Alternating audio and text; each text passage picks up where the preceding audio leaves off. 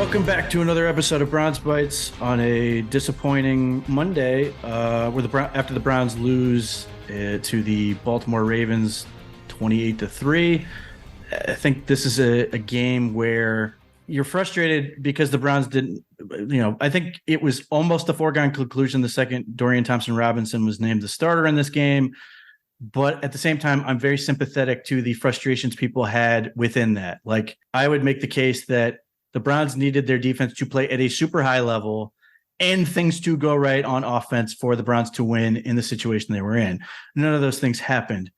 But I am also frustrated with sort of the lack of, I think there are things that are gumming up the works in terms of where they are offensively and the progress they need to make as they're moving forward. So we'll get into all that. But Bree, what are your where are you at right now with this team? Okay, I'm pretty sure that I messaged both you and Adam, our producer, yesterday that I was retiring once again. Mm-hmm. So it appears that the trend is every other game, the Browns lay an egg. So I am currently following that same trajectory and wanting to continue this podcast. But alas, here we are. I went to the game in person after not initially wanting to go in person, just based on how busy of a weekend I had. And then this week for me is pretty busy with work. So I was hoping to use Sunday to kind of catch up on things. And on Friday, I got really sucked into all the fun things that were being discussed about the game on Sunday. And obviously being a rival team in division game and opponent, I felt like I couldn't miss out. The weather was looking like it was going to be perfect. It was a really nice Sunday. Everything was kind of falling into place. So actually, my mother and I went together at a mother-daughter day. And it was not until we were halfway there that they announced Deshaun Watson would not be playing. So once again, I think that might have changed a lot of people's minds if they were planning on attending in person. In fact, that there were a few people sitting around us, a lot of kids in the stadium that day that were expecting Deshaun to be playing and that were there to see him specifically. People driving from Columbus and all over the area, which I thought was really interesting that was the situation and the reason, and then how late in the day that it was decided that he wasn't going to play.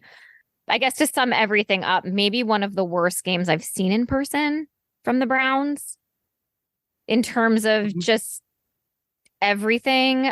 I didn't feel great on Friday when the news broke that Deshaun threw a couple of passes and then walked off with the trainers.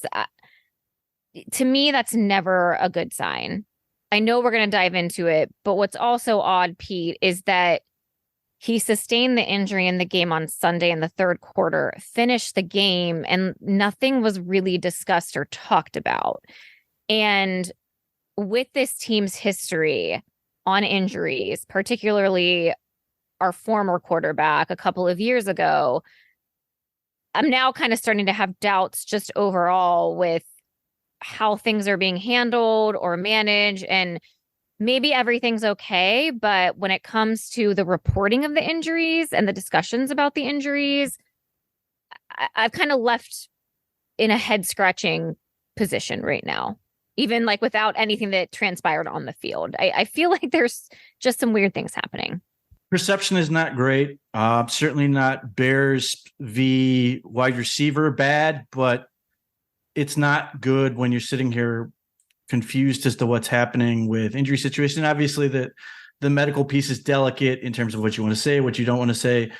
But Watson, he gets you. Everybody saw the hit when it happened. Was like, oh, I hope he's okay. And then he kept playing, and you're like, oh, okay, I guess he's all right. Then they talk about he's, dealing with a sore shoulder, and you're sort of like, oh, yeah, I mean, I guess I would totally understand that him having a sore shoulder, given that particular play where he gets the full helmet of an opponent into his throwing shoulder on that quarterback counter in the red zone against the Titans. Where it gets weird is, and some of this may just be we don't know, but the Browns in general are very overprotective mom in terms of injuries. Like yesterday is a good example.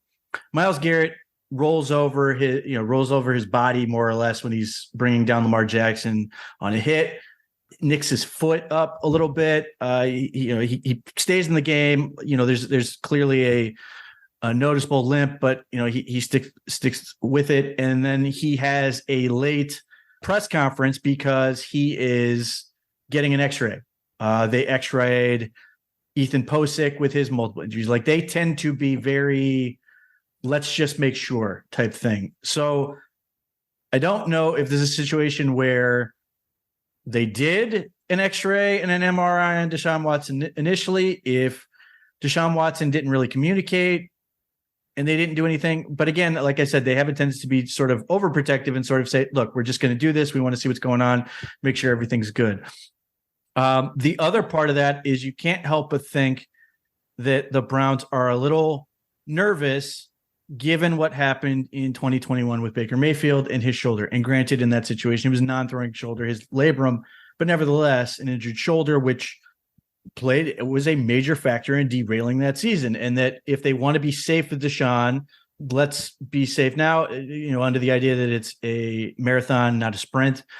Like, I would be fine with all of that. And then, they get to the game after really not practicing and Friday's situation. And then he takes a couple practice throws and he basically says it's not happening. Kevin Stefanski said after the game, but he provided more context today being Monday and said basically he left it up to Deshaun, which he also did with Mayfield in 2021. He ultimately would defer, the medical staff is cleared Mayfield in the sense that they said, look, he can't do anything else to it. It's torn. In this case, I assume it was the same deal. Watson was cleared and that he couldn't really do anything else to whatever is going on in his shoulder. But during the broadcast of the game, there was some reporting, and I apologize, I can't credit the CBS reporter who they cited, who talked about potentially being fluid around his rotator cuff, which raises a bunch of flags. First, you sort of immediately go, well, that's probably why he can't, it's one, not a bruise at that point, it's something else. And then two, you could sort of be like, well, that would make sense that he doesn't have his full throwing motion and the delicacy, the delicate nature that is that joint and all the things that can be weird with it, that would not allow him to throw full power. That was the issue for him, not being able to throw with velocity, that ultimately made him turn it down. Now, this could all be nothing because the Browns say they're confident that Watson will be ready to go by the 49ers game. My inclination is to immediately be cynical given the events that have sort of transpired with this thing. And I'm sort of in the mindset of, I'll believe it when I see it. That's exactly, I think, where a lot of the fan base heads are at right now. And this, you also didn't mention that on Friday, Mary Kay asked him in the locker room, yes, if he was, just trying to get more information. And it was reported that he said, I'm going to be good to play. But he also wouldn't give any further. He wouldn't comment on the shoulder. Like, right. So it was two parts of weird on that. You kind of wonder what happened in between that Friday and Saturday and Sunday. And, if maybe they did get additional information or tests or MRIs or whatever, X-rays done on Saturday to then still kind of have questions going into Sunday and then kind of testing himself on the field. But to your point, it was reported that they left it up to Deshaun to make the decision. And I do want to touch on that a bit because this fan base obviously went through 2 years ago, Baker Mayfield being injured and playing through that injury every single week. And it's funny how we forgot how everyone was torn, no pun intended, that whether or not he should be playing and who should be making that decision. And I remember the turmoil that was, well, Kevin Stefanski is the coach, Andrew Berry is the general manager. They ultimately have the final say in yes or no. Like, why is it up to the player to decide if he's going to play or not? So there was a lot of controversy surrounding that. And there was also a lot of different factors going on at the same time. Like, it was Baker Mayfield's option year. They hadn't extended him. They weren't willing to give him the money in the contract. Like, this is a different situation in that they've already invested so much in Deshaun Watson and there are so many things relying on him. So to treat this in a different manner to me makes sense. I was confused today, though, just in Kevin saying that and that Deshaun was medically cleared, because to me, saying it that way didn't seem very player friendly, or like just that relationship overall, because now it feels like there are people that are mad at Deshaun for not choosing to play when it's a bruise, or reportedly a bruise. Agreed. Now, the part of let's ask the elite athlete on the podcast who ultimately, if you dealt with an injury, whose decision should it ultimately be whether you play or not? I mean, who are we kidding here? The idea that you're going to just tell a player, and I get it, he's making all these millions of dollars that they're playing. You're putting yourself in a situation where they can do things that are going to now hurt your team. If they say, I'm not good, I don't trust it, either they can obviously try to tough it out and make things worse, or they can go the other way and say, look, this isn't working. I'm going to now do things to protect myself to avoid any further possible damage. Like, that part has to be common sense. Like, it has to be that Kevin Stefanski ultimately has to say, the doctors say this, are you good to go? And then he sort of has to go with what the player says. He can't be like, no, get your ass out there, you're playing. That's insane. I do agree with your point, and that's why I said where the lack of clarity, normally lack of clarity on injuries is a positive thing, because we don't want to know everything, because it just becomes reckless speculation and everything else. But given the situation and this weird report and the series of events that have happened with this, we're already at reckless speculation. I think clarity would sort of help alleviate some of those issues. So, well, it leads me to believe too that obviously the team is up against a bye week this week, and in my opinion, that added to this reckless speculation and the banter going back and forth, because you would think going into a bye week, they would almost take the chance or the risk of, well, he has extra time to recover. You're not going directly into the next game for the week. To me, this is actually gonna rest this week, then have a bye week, and then get back into the swing of things.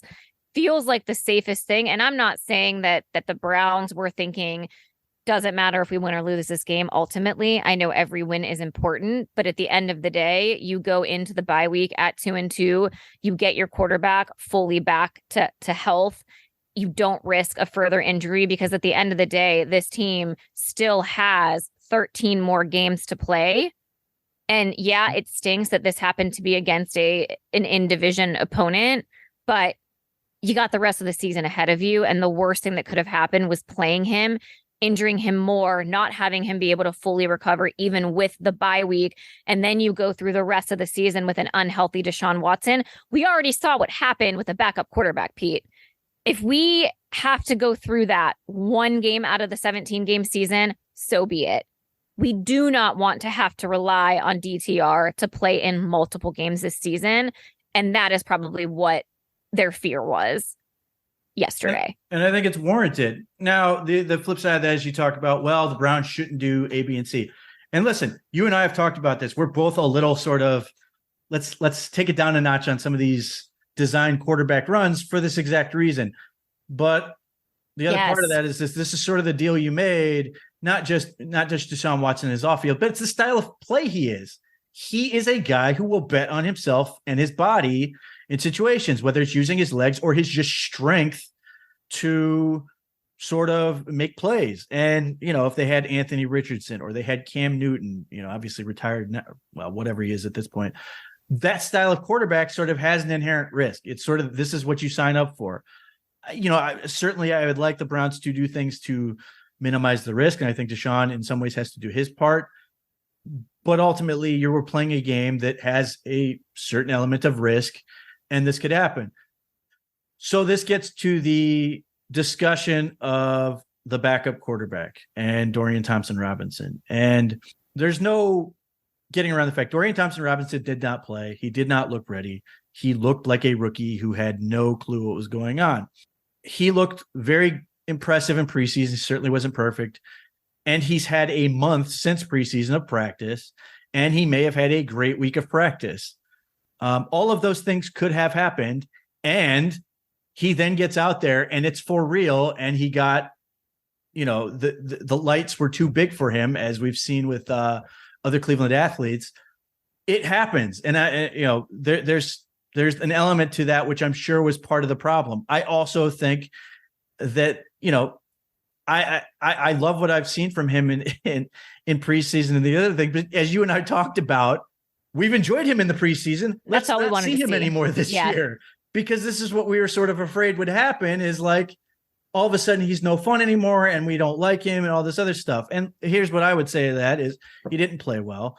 There were times he looked like a chicken with his head cut off. There were throws he just forced.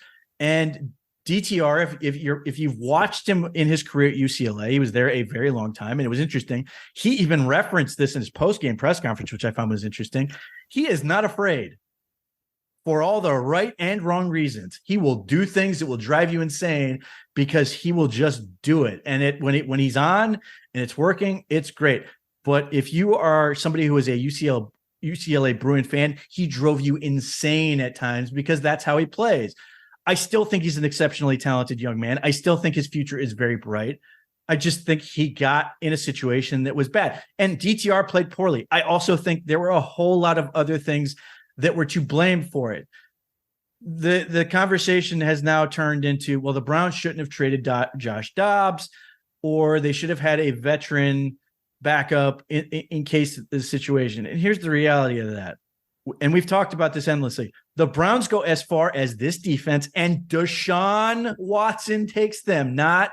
We don't have the offense right now. We don't have the functionality to be like, oh yeah, we can just throw in Josh Dobbs and we're going to be fine. And granted, I understand that he has done some things in Arizona where he's looked good, but so many of the same people were like, DTR is already better than Josh Dobbs.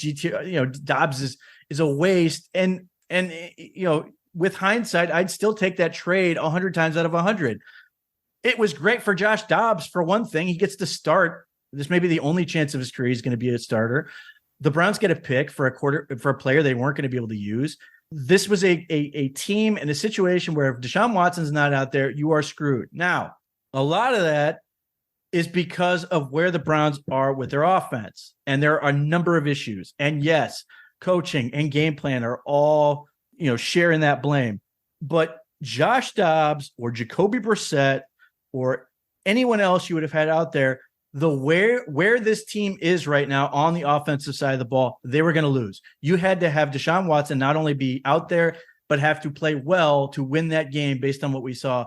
And that didn't happen. You were going to lose this game. Now, that also doesn't change the fact that all those other things I mentioned are still true. The offense has a lot of problems they have to work out. The coaching was not good. I would say this was I think the Browns had 3 good game plans so far this year in the 3 previous games. I thought this was far and away their worst. They warrant criticism for that. And then there are a lot of things with players that aren't the quarterback that are a problem, that are issues that are hurting this team, and some of the decisions that are being made and all those other things. I just don't see how I get it. There's always this urge to say, let's pick out this one thing and blame that. That's what caused this. But this is a game where I think it was just a cluster F on that side of the ball in terms of the amount of things that were not working and are real issues going forward. And I would say that, having said that about them after the Titans game, like the same issues are still there. That's the problem, is like the first 4 weeks of the season, I would say the last 3, I think the Bengals, they were okay because they had Nick Chubb. That these other things have now become very big problems that ultimately they have to address, and that weren't going to get solved on Sunday. And it was going to be a loss regardless of who was out there. First, I felt really bad for DTR. It felt really bad. It was really, really hard to watch just in general. And obviously the fans were restless, and there was literally nothing happening on offense, not a thing. And DTR, while he had a strong preseason, we all know, most sane people know, that the preseason is really hard to gauge based on, obviously, not a lot of the starters playing, not having teams show their full hand on what offenses and defenses are going to look like. If I also recall, Pete, not only were people clamoring to have DTR the backup to Deshaun Watson, DTR looked better than Josh Dobbs in preseason. You did. In the same games against the same team. So yeah, I understand that it is frustrating now from a hindsight standpoint to see Josh Dobbs beat the Dallas Cowboys last week and have some sort of success in this football league. But I truly do not believe that if Josh Dobbs would have been the starting quarterback for this game, that it would have given us any more of a chance to win this football game. I think Deshaun Watson would have been the only chance for the Browns to be able to beat the Ravens. And even in saying that, I actually still am not sure that I feel confident it would have been a guaranteed victory for the sole fact of what you had just said. I think this team has way bigger issues from an offensive perspective than who was starting at quarterback. It is glaringly obvious that Deshaun Watson, Nick Chubb before he got injured, and this is Deshaun Watson not being average for most of the season. This is based off of, we have one good half of football from him, but this team, this offense specifically, has been really, really challenging. And I know we're going to get into it, but I don't know that Deshaun Watson starting that game was a guaranteed win for us. I really don't. I think he gave us the best chance to win because I do think we would have been able to convert more first downs and actually keep the ball moving to keep the defense off the field. But the fact that the offense could not complete any drive and then any positive play or gain that we had, it felt like it was taken away by a penalty or something stupid that happened. I don't know, Pete. I know that I'm trying not to overreact to this game because it was weird in a sense of everything leading up to it and Deshaun Watson not playing and not being there.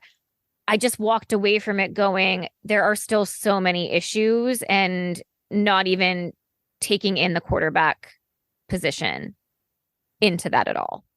And that is my biggest concern as we move into the bye week and having to match up against San Francisco. Agreed. If Josh Dobbs had played and struggled, the line would have been from fans, they should have played DTR. He looked right preseason. Right. There was no way that wasn't going to happen. And that's sort of where, look, when you lose, there's always a way to blame something and second guess. Nature of the beast. This is the business they've chosen. They understand that. That's fine. So Pete, can I ask you though for a minute? Because I tweeted about this and obviously just from a fan perspective, you know, my biggest frustration in watching the Browns, and this really goes for any team, not even just specifically this year. I just find it so frustrating that the Browns are unable to have backups come in and look competent like other teams do. And I'm not even just saying quarterback specifically, but I feel like countless times I've been able to watch teams play someone that wasn't expected to play or had to step up in a game. I mean, the Ravens are actually a prime example of that with Huntley having to step in multiple times and make things happen. And I know like he's been up and down inconsistent, but like it was frustrating. And then the fact that all you heard leading up to this game was how healthy the Browns were and how beat up the Ravens were. And so you think about the team that they were facing, you are facing a depleted Ravens team. And you think that, well, just based on that fact alone, having a fully healthy squad, and obviously Deshaun Watson was not fully healthy, we come to find out. But the fact that we couldn't even pick apart the Ravens, who are just destroyed by injury right now, like that is frustrating as a fan. I pushed back a little bit on saying the backups don't come in and succeed with the Browns because there's numerous examples where that happened. The easiest example right now is DeJuan Jones. And I will criticize the shit out of his run blocking. It's not good. Yeah, he had a rough game. He is a professional level pass blocker. Like, he is good at pass protection. He provides a big lift. And I don't think it's too early to suggest that he's going to have a really good chance to be the team's starting left tackle next year. That's a very big deal. And there's a lot of things he needs to get better at. But just in terms of pass blocking, he is an incredibly frustrating player. And if you have one guy, and preferably your left tackle, who isn't a great pass blocker, isn't a great run blocker, but is a high level pass blocker, you will sign up for that and be like, great, I'm good with it. We'll figure it out with the other four. I also would look at like Jacoby Brissett last year. Look, and I get it sort of. I don't really count that one because he had the entire training. Like sure. he had everything. Martin Emerson stepping in last year, the linebackers that 7 guys deep injury wise, they had guys who could come in and play, but that doesn't make your point invalid because to your point, like with the Ravens, they're a really good roster that manages to make it work. Now they figure it out. They do. Same with the Steelers, Pete. And maybe it's because the Browns are in a division where you follow the Ravens and the Steelers much more closely than other teams in the NFL. But those are the two that like really come to mind where you look at their roster and when they are marred by injuries or plagued by injuries, it always feels like they are in it. They have a shot to win, or they win football games that they're not supposed to win. Now, I go into that game yesterday thinking, regardless of who was starting at quarterback, even when Deshaun Watson was announced that he wasn't playing, when you still bump up the rosters against each other, you're still like, okay, the Browns should have a shot at winning this. I think they should have done much better than they did. I agree. Bad. I mean, like, that's the thing. That's where let's preface this by saying the following things. The Browns can only lose that game once.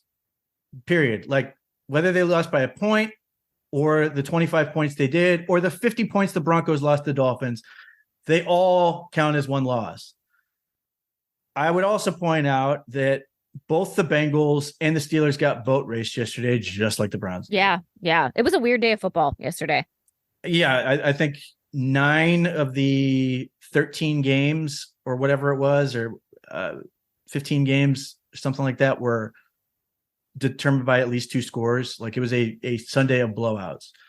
There was a good chance that even if the Browns were fully healthy, with Nick Chubb, with Jack Conklin, with Deshaun Watson all playing and functioning at their respective level, the Browns could be 2-2 at this point as well. I'm not saying we wouldn't be disappointed with it. I'm not saying anything along those lines. They are what they are. But none of this, what has happened to this point in the season, changes or prevents them from getting where they want to get to yet. Prefacing that to now rip the team apart. One, obviously quarterback is a hugely important position, and they were bad at it yesterday. I mean, that it changes the game. I mean, you look no further than gambling lines. Like very few position players change a line. Quarterback changes the line. Like that was a big deal. But when we get deeper into this particular game, there was a lot that goes wrong. Let's start with coaching. And I like Kevin Stefanski. I really like this offensive staff. Their game plan wasn't good. That's not to say that there weren't plays to be had. You sort of mentioned that there were run plays with penalties or other things with penalties. That's absolutely true. There were passes to be had. There were plays where DTR just missed open guys and took bad sacks or escaped from the pocket that didn't need to be escaped. All those things happen. That all being said, I don't think the game plan was consistently putting him into positions that were going to be good for him. I don't think they put the team in enough positions to be consistently successful. There were a lot of things that I thought were perplexing choices to make. Using so much empty, I particularly with at the level I coach, empty formation. Yes, you can throw it out, but for most of us, it's a run formation. So and the reason for that is because the same reason the NFL sees empty formation. There's nobody in the backfield. They're all thinking, okay, cool. I'm just going to pin my ears back and go as hard as I can because there's no threat of a run. That's not a good situation for somebody who hasn't proven they can do it. Deshaun Watson had proven he could handle that. Baker Mayfield, to a point, was very good in those situations. It's a big ask for Dorian Thompson-Robinson to do it, and to do it as often as the Browns put him in that situation. Even if they told him, look, you've got to get the ball out quickly, pressure's going to come. They should have gotten out of that. And I get it. Look, I wrote about this. I thought empty would be a good formation for them this week because of what it does to the Ravens defense and everything else. but that was with Deshaun Watson in mind running the offense. It's not with DTR. I'm not going to harp on them not running the ball enough because the Browns weren't getting enough movement on the offensive line. The offensive line is not playing well. And it goes, Jedrick Wills is a lightning rod. He gets crushed for everything. But there are 5 guys who are not doing things that they're supposed to be doing on the front. And I think Joel Bitonio is a Hall of Famer, numerous All-Pros. He's not playing anywhere near that level right now. And Wyatt Teller is a big disappointment. Ethan Posick was ineffective, has been ineffective this season, understanding that, yes, he missed a lot of yesterday because he was dealing with injuries. Like, that's not DeJuan Jones being a rookie. That's guys who are just not doing what they need to be doing, and basically looking like Nick Chubb was covering for so much more than he should have been. And I don't think that's an excuse. I think that's crap. I think that's the part where I get very frustrated. People are like, well, the coaching's not doing a good job. Yes, they own their share of the blame, but Joe Bitonio has played a ton of football. As I said, he's should end up in the Hall of Fame. Wyatt Teller has played a ton of football. Ethan Posick is a veteran.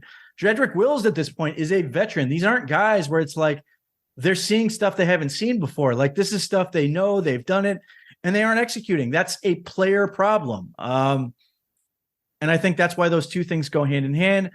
Jerome Ford is an unproven second-year back, and there were some things that were like potentially there, but like they weren't doing a good job. And it just allowed the Ravens to say, look, we're going to take away the line of scrimmage. We're going to keep guys up near in the box or attacking the line of scrimmage and make you beat us with your rookie quarterback's arm. Again, I don't think some of the things the Browns did offensively were very good. I found it a little curious that the Browns didn't run many screens as a way to try to give some easy plays or just try to loosen up against the pass rush. I feel like that's what I was honestly surprised about.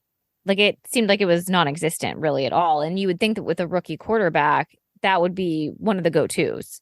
Yes, I think in some ways when the Browns got down early, I think the coaching staff got a little bit shell-shocked by the situation and did not handle it well and did not adapt to get into plays that were going to be good for him, as good as they could be. Again, I say all this. There were plays to be had.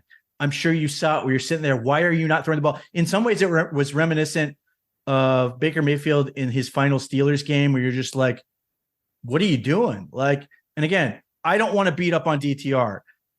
Rookie, first game ever as a starter. I really like the kid. He was not in position to succeed.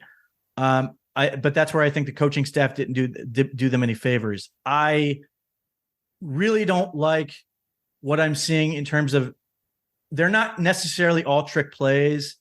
I just consider them volatility plays where some of the things they're doing have a super high risk versus reward.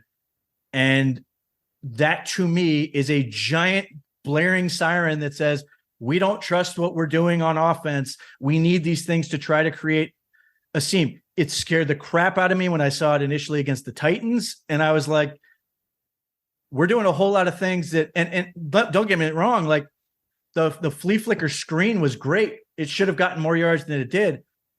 But like, that is not an identity. That is not a sustainable model for doing this. And we're 4 games in and we're still doing these things where you're sitting there going, and I don't even hate the play call of the like 3rd and 1, Harrison Bryant slides under center, pitches it back to the quarterback who's going to make a throw, but I don't want DTR doing that.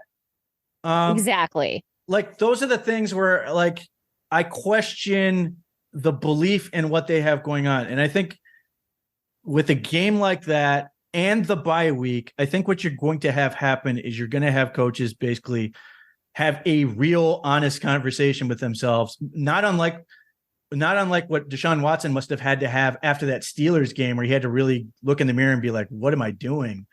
I think the Browns coaching staff has to be honest with themselves in terms of identity. And I think Kevin Stefanski alluded to this. It's weird. He will provide some answers to questions that are I'm asking, or that I think he's asking himself or asking his coaches that don't really make a whole lot of sense in terms. They sound like coach speak. I mean, I guess they are, by saying we need to identify the things we do well and expand on those things. Like, Yeah, that's exactly what you need to do. Now, the problem you run into is like, I want to beat up on Kevin Stefanski. I want to beat up on the coaching staff. But like right now, what are those things you're doing well that you can say, okay, we can do this? Like that's part of the problem. That's why it's why I think it's a shared blame situation. Like, again, people want to run the ball. There are run concepts that I think are better for what the Browns personnel has, inside zone, split zone looks, as opposed to that outside zone stuff, which is really asking a lot of those tackles who aren't really equipped. Well, Pete, so to me, like what you're saying though, I want to pause you there because it touches on the point, and I've been a pretty big supporter of Kevin Stefanski and coaching staff because we know that this isn't all him. Sure, he is the one that's going to speak to the media. He's the one that's going to take the blame for everything, as he should. He's the head coach. He takes full responsibility for that. There is an entire operation behind the scenes who is also involved in this entire thing. And what you just said, I want to talk about because I started to really question, is this offense that Kevin and company have built or established made for the players that they have right now at this moment in time? Or does it feel like this scheme doesn't necessarily fit the personnel that we have? And I can't figure out what the answer is to that. I think it's both. I think in which, because when what you said was, and what he said was, we need to figure out the things that we're doing well. They're not doing a lot of things well, Pete. No, they're not. And that's so that's sort of where how do you figure out where to go from here? Yeah. So I don't think they're just running stuff with personnel that isn't going to work just to do it. I don't think they're delusional and going, well, we've had a ton of success with outside zone and Nick Chubb, so we'll have a ton of success with outside zone and Jerome Ford and DeJuan Jones, who's not equipped to do that. I don't think that's how that works. What I do think happens is they are basically at a point where they're going, not a whole lot's going well. Like some of the things that should be, I won't say easy because it's not easy to run, easy to execute as an offensive line and do these things because the defense gets paid. They're very good at it to execute things like counters and traps. That is something that the Browns have always been very good at. Nick Chubb was very good at, but they've had success when other backs have been in there. That is not asking the running back to make cuts. It's not asking them to have a ton of vision. It's you've got to get to this point, go as hard as you can. And then once you get through here, then you can sort of open it up. Like it's a prescribed hole. They're not doing that very well right now. And that's where the problem is. And that's where I can sort of be like, I want to be critical and say, I don't think the Browns are running things that are very good for their personnel, but the things that they are trying to do that should be very good for their personnel, they're not executing very well. And Pete, you know what else is happening then with them not being able to execute even what they should be doing well? It's pretty much putting a magnifying glass then on the players. And particularly, I feel like then players are trying to force things and do too much. I mean, Elijah Moore is a prime example. I agree. I think that's a huge problem. And I do think the Browns are dealing with some of that. I think there's a heroism mentality to a certain extent where they're saying things are not going well. I've got to do something. And Elijah Moore is a prime example. Make a big splash or something. I know you've been very frustrated with Elijah Moore's usage. I think the more Elijah Moore keeps doing things that he's doing, he's sort of solving his own problem. But he's just not because they're not going to do it anymore. However, but it's just so frustrating because it's making everyone hate Elijah Moore and hate Kevin Stefanski.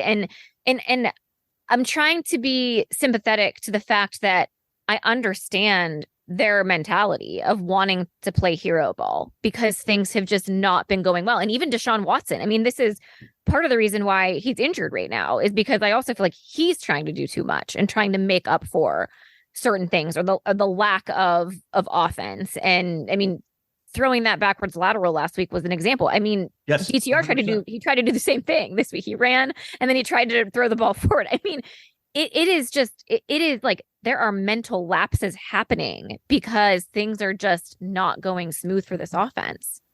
Like, here's the thing. And again, I'm never trying to beat up the fans. I do think their combative relationship with the team is an issue, not insofar that they're wrong, that they're upset or anything else. I don't think they realize, and look, you watch this and you see some of the dumb shit they do on the field, and you're like, I get it. I'm not a booer, but I get it. I don't think people realize how badly this team wants to be good.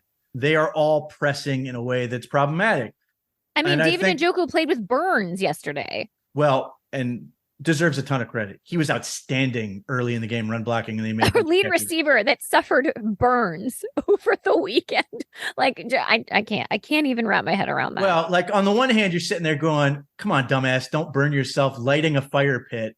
But at the same time, like, I admire the crap out of him because that had to be awful playing in that game. Terrible. Because terrible. Here's the thing, and you have to know from being there, it was hot as shit. Like, yep. I know it's October 1st. It was listed at high 70s. I heard from sun people was blazing. It felt like mid 80s, and like people were like leaving the game because it was so oppressively hot. He was doing that with whatever topical treatment he had on. Yeah, being wrapped up under a helmet. I can only imagine how much he was hydrating during that game and how hot that had to be in there. So I'm in awe of him, even though at the same time I'm sort of like, come on, dumbass. I really want this to be successful because I want him to be successful. I really want him to be good because I know how bad he wants it. But these are all things where you're like, Elijah Moore is doing stuff he shouldn't be doing, not because he's a bad guy or because he's stupid necessarily, although he has done some stupid things. It's because they all want to win and they all desperately want this thing to work. And I think with everything that the pressure's so ramped up, and I'm not saying that's unfair. I think the Browns, the Jets are sort of in this neighborhood, and there are a couple other teams where there's so much pressure where there's no room for error. There's no sort of grace, I suppose. There's no trust. And to be clear, I don't think this team deserves trust, but I do think that everybody wants the same thing, and their fans, team, everybody, and it is leading to some frustration. I think that part of what this bye week is going to be, and there's a lot, is this team taking collectively one big deep breath and focusing on all the simple cliches. Do your job. Simply doing your 111th, doing your job, so that there's going to be a negative play. Elijah Moore was not going to fix that play, but he could have taken a small loss as opposed to a negative 20-yard loss. But I think whether it's the run game, whether it's some of the other things that are happening on the field, specifically with his offense, this is not an offense that is accustomed to being terrible. Like, they're used to being effective. They're used to being good. Even last year with all the problems they had and Jacoby Brissett and everything else, they were a good offense. They're not accustomed to being bad. And I think Amari Cooper sort of touched on it after the game in terms of talking about DTR. He just said that, like, we as a team did not do enough to support him. And I think the receivers, you're not going to blame them a ton because they didn't get a whole lot of throws, but I think some of their spacing was problematic and they were making it easy for them to be covered in some situations you don't want to have happen. So I think that is a big part of this whole thing, is everybody sort of needs to take a deep breath, focus on doing their job instead of pressing. I think that's going to be getting away for that week, even as much as they may be doing meetings and stuff.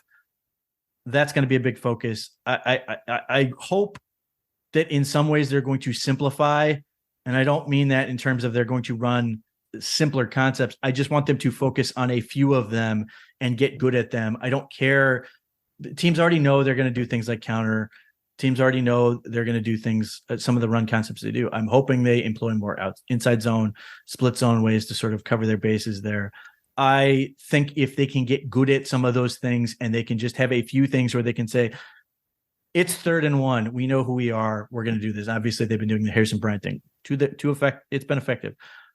I think they need to have a set of plays that are identity plays. I think they are desperately lacking that, and that's part of why you're seeing some of these, as I said, volatility plays, too many of them, because they lack an identity. I think part of this bye week is going to be finding an identity. And again, I say that all of these problems are real. They are not unfixable. They are not terminal, or at least they don't have to be. I think, again, it's very easy to want to blame one person. I think it's a lot of things that just need to get a little bit better for them to have success. Now, ultimately, I think those things have to get a bit better to have a consistent, good offense. I think based on like efficiency, they're 30th in the league in offense, which based on what I've watched seems about right. They don't need to be, this is sort of like defense last year where you're sitting there like, they don't need to be top 10. They just need to be in the middle and they will win games. And I think that's part of the problem as well, is they want to be great. And I don't think they're taking the steps to get there. I think they have to, again, slow it down a little bit in terms of doing your job, slowing it down a little bit in terms of trying to do too many things. And, I think those things are going to, I think they have the ability to get those things going. And here, where I will defend Kevin Stefanski is his track record says he can do it. And ultimately, we talked about this. His job will fall on whether or not Deshaun Watson is successful and everything else. Yeah. Well, what's frustrating about what you just said, though, is that the fact that we don't know what our offensive identity is. And we are 4 weeks into the season, going into a bye week, as if we didn't know who our starting quarterback was going to be this year. I mean, that to me that's a concern. That it is. You're right. Yeah, that we don't know what's going on. And then, not to use a cliche, but I'm going to, the offense feels like the sum is greater than all of its parts. And right now we just feel like a bunch of parts. We are not collectively a strong offense. There are pieces that should work. There are players that are really good on this roster, and it just doesn't feel like they've come together yet. And that's also frustrating for me when you had an entire offseason with your starting quarterback this year versus last year was they were in this weird situation where they didn't know how many games Deshaun was going to be suspended for. Jacoby Brissett didn't know how many games he was going to start. Like it almost feels like last year was the excuse for this, not this year. And so that's where this whole thing it's disappointing. And now, all that being said, you talked about it earlier, the entire AFC North beat up each other. The Steelers lost bad. They also, I think, lost Kenny Pickett. I don't know for how long. The reportedly not long, I think. Okay. So they've got one game. He's probably not going to play this game, and then they have their bye week. Okay. I think so he they're might shooting get right for again. him to be back for that. And what's funny about the Steelers is they have all the same questions the Browns do. Yeah, I mean, they don't have right now. They don't have an offense. Yeah, they don't have an offense. Quarterback. I think. And then the Bengals, who the heck knows what's happening with them? So it's like you look at this. We look at this, and we're so upset, and we have a right to be upset because I think that's the other piece to all of this. You see the Steelers lose badly and kind of be flailing from an offensive perspective. You see the Bengals literally selling an injury, and you think like this could be where the Browns really kind of separate themselves from the pack. And they lost to the Ravens and they lost to the Steelers. So it's just like that. You have these opportunities, you have these moments, and to not be able to capitalize on them is, again, it's I hate saying frustrating is my buzzword for this entire podcast. Well, with rare exception, the NFL season is always more difficult than you think it is. And a lot of that's injuries. Nick Chubb and Jack Conklin are huge losses. Yeah. They have to adapt. I think you're finding out very quickly how much a quarterback can cover up warts. And that's not just the Browns. I look at the Bengals specifically right now with that, and just how much worse they are with Joe Burrow dealing with the calf injury and not having the velocity on his throws and everything else that's going on. They do not look like a good football team. I mean, the Browns beat the brakes off the Titans, and the Titans just dominated the Bengals. Like, it's a bad situation. And obviously the Steelers thought they would be better than they are to this point. I mean, this is the thing. And the Ravens, the Ravens are in the best situation at 3-1, but obviously things are not going as well as they would like them to go between injuries and some of the other issues they've had. So that's the challenge. That's the deal. That is the NFL, is you have to now figure it out. And that's the challenge for Kevin Stefanski. As I said, I like him. He's got a track record for being able to do this. So this is where he's got to sort of prove that he's that guy by being able to make this thing work. He's got time to do it. Obviously, everything the Browns hope to achieve is still there to be achieved. That could change.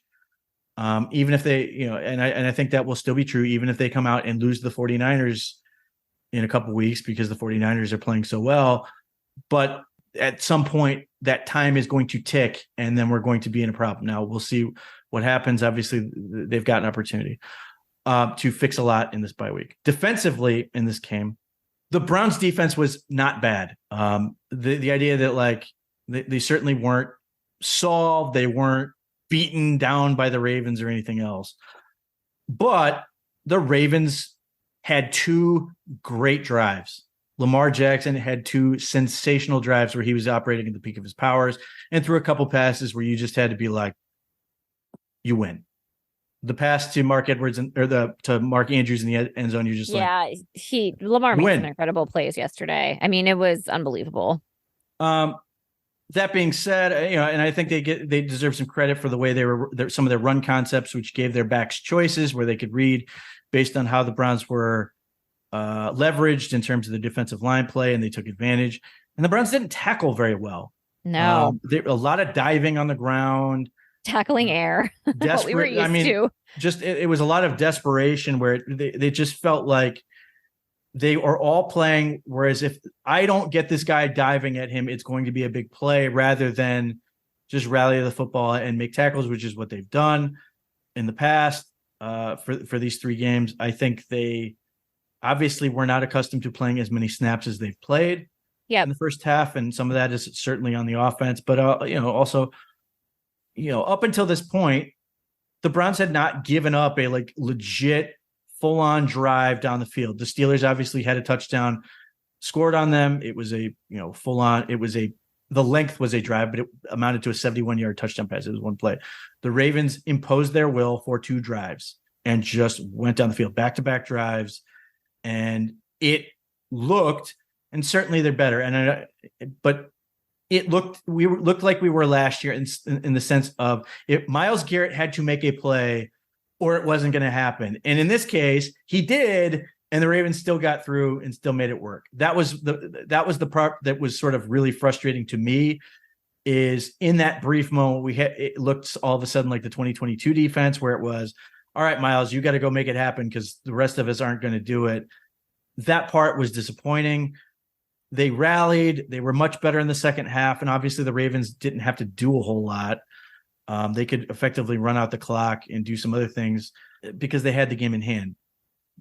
But so the other piece to that was there was really no pressure on the Ravens offense because number one, they could kind of take the risks and do whatever they wanted because there was no threat of the Browns offense being able to do anything. Yeah, which is so they truly could play just kind of carefree and loose. Even if the Browns defense was able to step up and make a play here or there, like it didn't really matter. Like I knew that this team was not going to be able to score a touchdown that day. And to have that feeling the entire game was pitiful. I mean, it was just awful. Yeah, I mean, their best play of the game was a 37-yard penalty.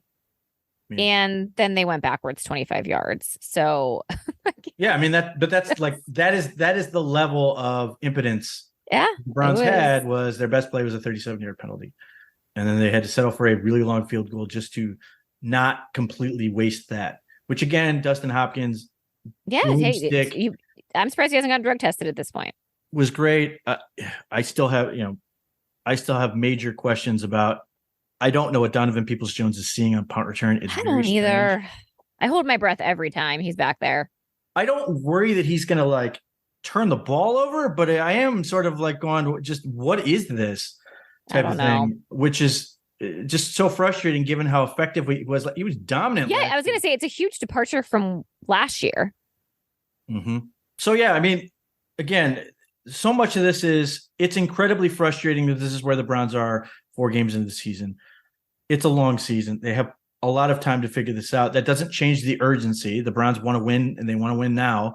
2 weeks from now, they've got the 49ers at home, another home game, which gives them an opportunity. The 49ers are playing some of the best football in the league. But you sort of get that any given Sunday element where, like, you have the Arizona Cardinals beat the Dallas Cowboys, and the Browns certainly aren't as bad off as the Cardinals are with respect to the Cowboys. But the Browns are in a spot where they've got a lot to prove to sort of be able to win against the 49ers. I think, and you will hear Kevin Stefanski say this is an opportunity. He's right. But I think more than anything, even against what is an imposing San Francisco 49ers defensive line, I just want to see, even if they don't get to an identity, I just want to see a semblance of things that are make sense, not only from coaching, but from from players, from everything else. I just want to see them look better on that side of the ball. With all these complaints I have about the Browns running game, and they are real, it doesn't help that the Browns' first 5 games are against some of the better run defenses in the league. It's a factor. It doesn't change the fact that the Browns have to execute, and they aren't. But it is irritating to constantly have to do this. So that's sort of where things are sitting. I just want to see them get to a point where we feel better about what we're seeing. I want to see progress on that side of the ball. I guess put it as simply as I can, I want to see that the bye week was productive. I want to see value gained by having this time beyond simply they got some rest. I want to see them take full advantage of this and be able to come out and look far better than they did against the Ravens, obviously, presumably with Deshaun Watson at quarterback. That's imperative. But I just want to see the other things work, because right now, we keep talking about identity. The identity of their offense right now is Deshaun Watson's going to make it work or we lose. And the defense, that's it. certainly, the defense certainly gives them so much room for error in terms of being able to keep them in games and give them endless opportunities to make plays on offense. But realistically, and look, this is why they paid Deshaun Watson. This is why they got Deshaun Watson. They want to be able to rely on him, but not because the other things are just dysfunctional, but because he's so good that that's just what you have to do. It's the mandate that he's playing at such a high level that you're going to give him the ball as much as you can and let him throw the ball around. As you and I talked about, I think in last week, I think there's still so much more room for him to grow and get better. I think it's going to happen, especially if they want to beat a team like the San Francisco 49ers. But just going forward, and as negative as all of this sounds, like, I can't emphasize enough, 2-2, everything's there for them, but they have to get better at a lot of critical elements, and it's everything. It's the whole deal. I don't think you throw things out necessarily so much as you just focus on the things that fit your personnel and just rep them, get better at them, and just get confident in those things and get your mojo back, in the sense of the offense feels desperate in a way that it doesn't need to. Shouldn't. We don't want them to play like they're desperate, but in some ways they're desperate and at times feel like they have to, which is really difficult to endure given the amount of talent on this. You mentioned, the sum and all that. I think the sum is much less than the parts at this point. Yeah, and that's right now. They at the very least need to stabilize that equation. But obviously they want to get better than that. Certainly they've done it in the past. Kevin Stefanski's done it in the past. So I think that's where we're at. It's not fun, but it is what it is. It is what it is. That's all you can do. And please, I'm begging everyone to stop being so mean to each other.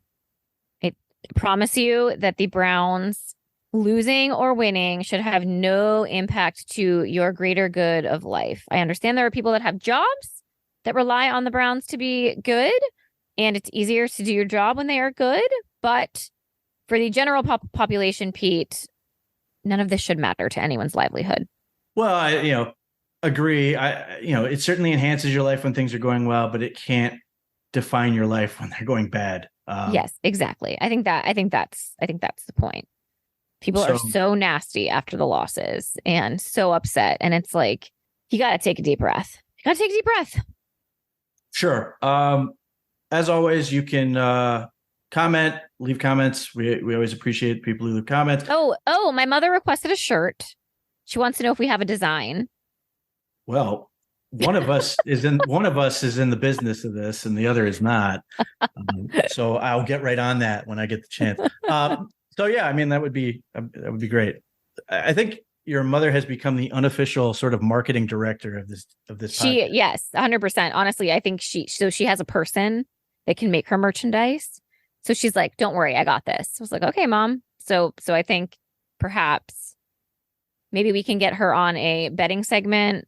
Someone had asked for my dad to come on the show based on his text that he sent me yesterday. I mean, I have to think about all of these things, Pete. It could be a family affair. Sure. I mean, we've got your family as producers, marketing directors. We've got all kinds of roles they can fill. Listen, I'm all for it. And she's been great at her enthusiasm is much appreciated. Like, subscribe, comment, all those good things. Tell a friend or people in your pickleball league or tournament or whatever. We'll get through it. Here's the thing. Like, it's always funny because what Bree will text me these things, and then like I think she thinks she's being super aggressive when she's just raising like real questions, and then she's sort of worried that like, am I turning into one of these people, that like one of these outraged people, even though she just asks like reasonable questions about what's going on, or what should be fair game and what's reasonable. I hope that is the way that people who listen to this feel like that we're honest to what is happening without, falling off going too far one way or the other, that it is fair to where the Browns are or whoever we're talking about is. Your level-headed podcast. Yeah, I like that it's a conversation as opposed to calling a radio host and screaming at them. that type of I do feel bad for them. Yeah, I do not envy that. Anyway, appreciate all the good thoughts and everything from everyone. We'll be back. We'll talk during the bye week. Absolutely. We'll be back. Try to get sort of a bigger look at sort of the overall first, you divide these things into sort of quarters, even though the Browns have the NFL has decided that there's 17 games. We've got through sort of the first quarter of the season, where we stand, and obviously continuing to look at where things can go from here, where they got to get better, and just keeping each other sane, I think, most of all. So we'll be back next week. Hopefully you will join us.